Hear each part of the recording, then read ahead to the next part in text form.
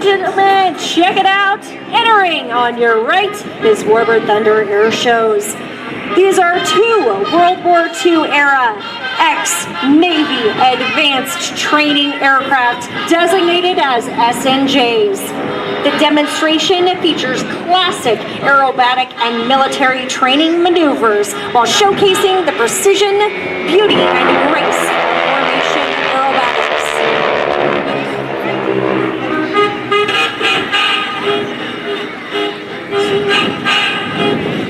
This is one of the oldest aerobatic maneuvers, first performed in 1913. A classic loop.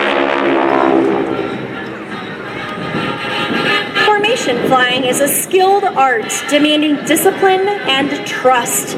It is designed to allow a group of aircraft to operate in proximity to one another with a high degree of safety. In order to deconflict and have that safety, the aircraft joining on or flying off another must have three different forms of separation: lateral, vertical, and horizontal. The aircraft must spread out laterally, step down vertically, and fly slightly behind lead aircraft at a 30 to 45 degree angle. For most of this performance, Warbird Thunder has 3 to 4 feet of separation. Maneuver right here is part loop, part roll, and is known for its elegance. It's the barrel roll. Since the 1930s, the barrel roll has been a cornerstone of military flight training worldwide. In the 1940s, military pilots had a few nicknames for the SNJ. The aircraft is often called the pilot maker because of its role as a trainer, or sometimes old growler due to its distinctive signature sound. These aircraft were manufactured by North American Aviation in Inglewood, California, and are designated as the SNJ because they were Navy aircraft. The Army Air Corps and later Air Force had a version designated as the T-6, and the Canadian Armed Forces flew a version called the Warbird. There were over 15,500 of these produced, and they are commonly referred to as Texans. Most military pilots of the greatest generation received their advanced training in a Texan. Without doubt, this aircraft played a major role in training of our pilots for both World War II and the Korean conflict. Notice that close trail formation. You know, it's kind of a common maneuver to see the roll that you just saw, but that was a nice close trail maneuver into that roll. Beautiful aileron roll out here today. The United States, they phased the Texan out of military service by the mid-1950s, but service continued for decades in developing countries. The Texan served at least 63 nations worldwide. It was usually in a training role and occasionally as a light attack aircraft or even as a fighter. The last Texan was retired in 1995 from the South African Air Force. An incredible 60 years of military service.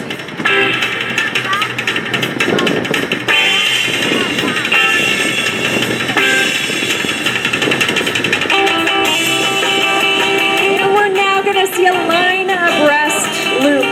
The wing pilot is on the right, and his sole focus is staying perfectly aligned and synchronized on the left aircraft.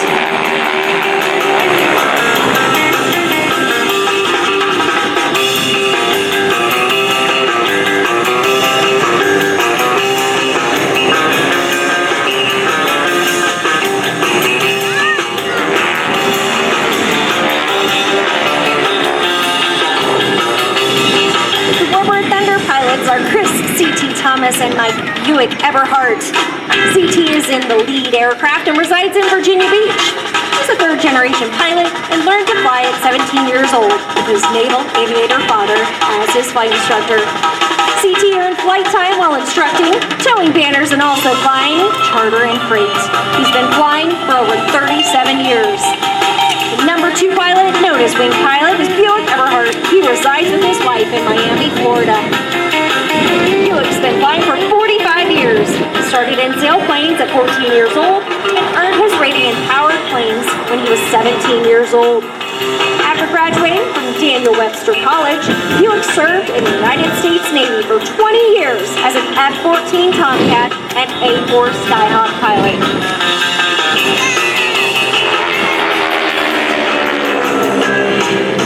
All right, you absolutely have to get a camera out for this next one, ladies and gentlemen. Check this out. Right at Show Center, CT and Buick are drawing a heart for you today. This maneuver is dedicated to the men and women of our military and to the family members that sacrifice and support them.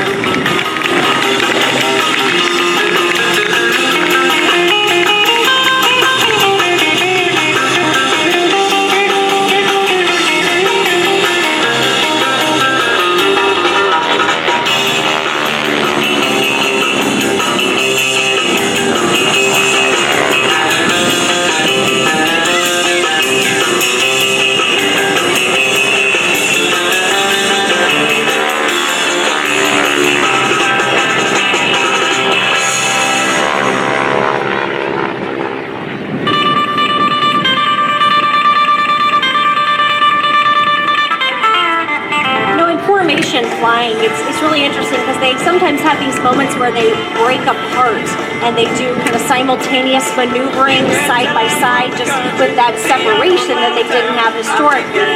And so you can see actually over here to the left, there's like little puffs of smoke coming out. So they'll use that a lot of the time so they can pick each other out, especially on these like kind of cloudy-ish days where there's enough that it's tough and the gray airplanes that they're flying kind of blend in a little bit. So what they could do is just pop a little bit of that smoke, and that helps them just, decide the positioning and gauge, we're talking about our parachuters and all these people. We're all trying to gauge what they're doing up there. There's all sorts of fun technology to help us out, but it doesn't always do the trick until you just get up there. So here we go. It's nice and cozy work here today.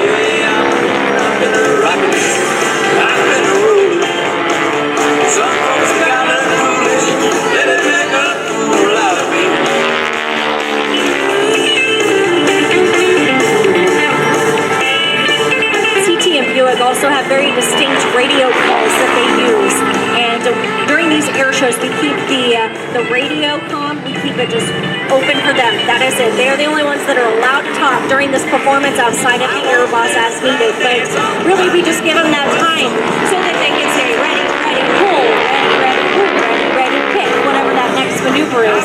And folks, what they're doing right now, oddly enough, is one of the hardest things in formation flying, and this is the rejoin, you see. So it takes a lot to be able to not only find that person, but then recalculate exactly what settings you need to put back into the controls to get right back on the wing. So it's a true testament to their flying skills for sure, and this aircraft.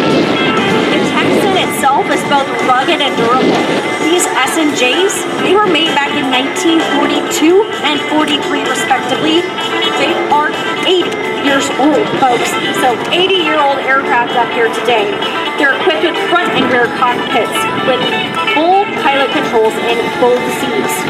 Usually the students would sit in the front seat and the instructor in the back seat during training. And the aircraft itself has a maximum speed of about 240 miles per hour. And you can see when they dive down for a lot of these maneuvers, they're probably getting pretty darn close to that max speed, maybe 220-ish or so, to develop that smash to then be able to pull off these different loops and barrel rolls that they're doing here right today for Power the Heights Air and Space Open House. So the aircraft is powered by a 9-cylinder R1340 radial engine, and it's manufactured by Pratt & Whitney. The engine is almost more significant than the aircraft. The Pratt & Whitney Wasp series design was considered revolutionary and has received a Historic Engineering Landmark Award from the American Society of Mechanical Engineers. Now, to transfer the R1340's 600 horsepower into the thrust required for this propeller, my gosh, get this, it's a huge propeller on this thing. It's a 9-foot in diameter propeller. And it's just incredible what that engine power can do, because what happens is you hear kind of that growl that's happening, that occasional barking that you're hearing, it's the propeller tips approaching supersonic speeds.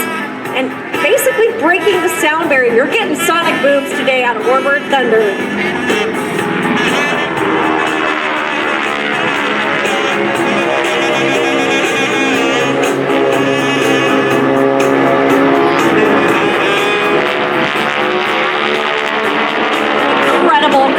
Again, these guys are just such precise flyers. Now, Warbird Thunder Airshows appreciate your support on social media, where you can view great pictures, watch in-flight video, and often see behind the scenes of what it takes to make an airshow team fly.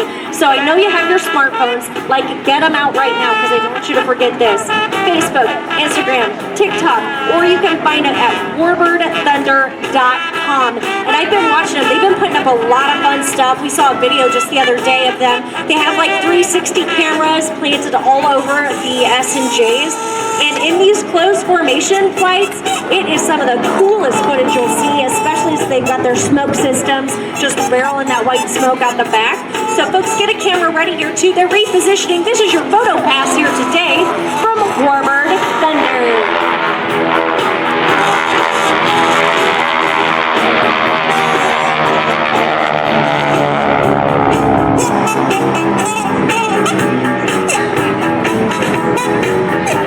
Want to make that my alarm in the morning. I feel like that would be much more inviting than my normal alarm, but gosh, I love the growl. So again, if you're ever just in small talk with someone and want to sound like a know-it-all in an air show, you see one of those T6 Texans and it's up there flying, just say, no, it's not the engine that's making that noise, it's the propeller tips. And there'll be some people that know, but not everybody. She could be the know-it-all. So there you go.